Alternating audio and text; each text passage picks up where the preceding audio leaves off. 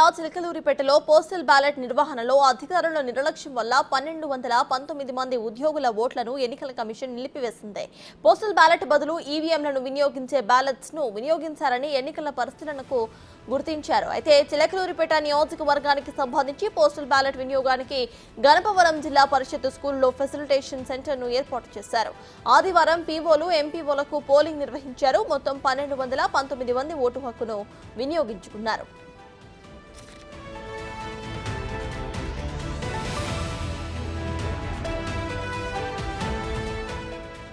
Polling పూర్తయిన తరువాత అధికారులు పొరపాటును గుర్తించారు. పోస్టల్ బ్యాలెట్ కు బదులు ఈవీఎంలలో పెట్టే బ్యాలెట్స్ ను ఉద్యోగులకు అందజేశారు.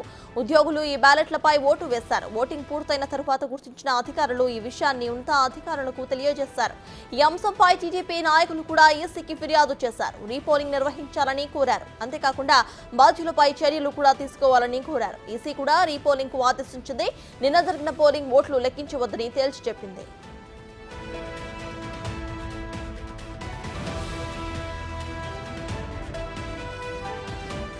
ఈసీ నిర్ణయాన్ని టీడీపీ అభ్యర్థి పత్తిపాటి పుల్లారావు స్వాగతించారు. అధికారులు ఇలా నిర్లక్ష్యంగా వ్యవహరించవద్దని ఆయన సూచించారు.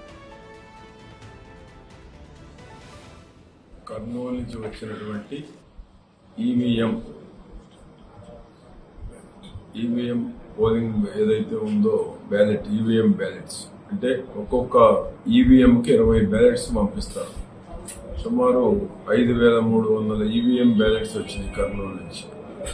బై మిస్టేక్ వారు ఈవీఎం బ్యాలెట్స్ ఈ ఎంపీ అభ్యర్థికి ఈవీఎం బ్యాలెట్స్ పెట్టడం జరిగింది.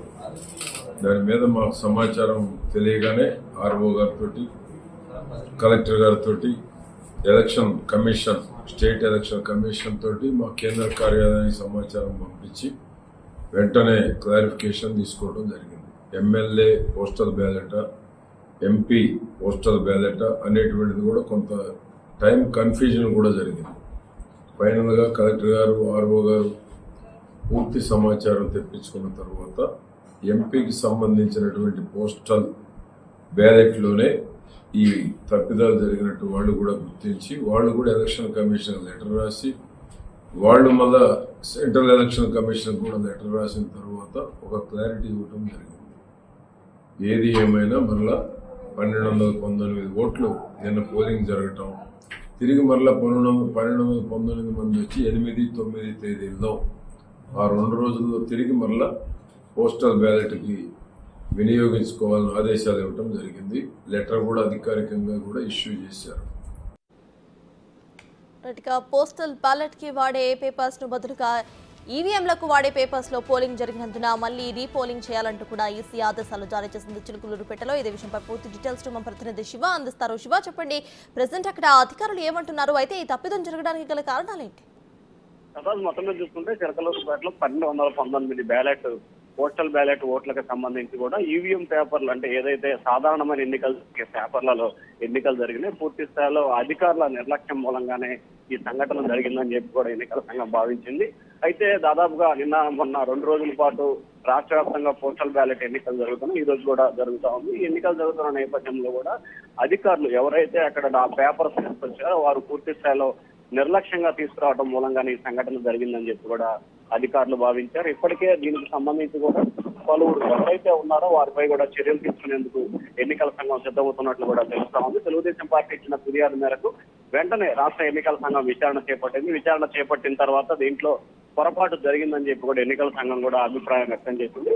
మొత్తం 1219 ఓట్లు మాత్రం ఇన్వాలిడ్ గా గుర్తించారు. ఈ ఓట్లన్నీ తిరిగి మళ్ళీ మరొకసారి రీపోలింగ్ నిర్వహించాలని చెప్పి కూడా ఎన్నికల సంఘం అయితే ఆలోచన చేస్తా ఉంది. అది కూడా రేపు కానీ ఎల్లుండి కానీ, అంటే వాస్తవానికి ఈ రోజు వరకు పోస్టల్ బ్యాలెట్లకు సంబంధించి కూడా ఎన్నికలు ఉన్నాయి. 7, 8 అదనంగా ఎన్నికలు నిర్వహించాలని చెప్పి కూడా, అంటే కొంతమంది ఎవరైతే మిస్ అయిన ఉన్నారో వారితో పాటు ఈ 1219 మందికి కూడా పీఓ, ఆర్ఓ, సిపిఓలకు సంబంధించి కూడా ఓటర్లు ఇన్వాల్యూడ్ అయిన వీరందరూ కూడా తిరిగి రేపు ఓట్లు వేసుకునే అవకాశాన్ని కూడా కేంద్ర ఎన్నికల సంఘం కల్పించింది. సత్తా. Right, thank you Shiva.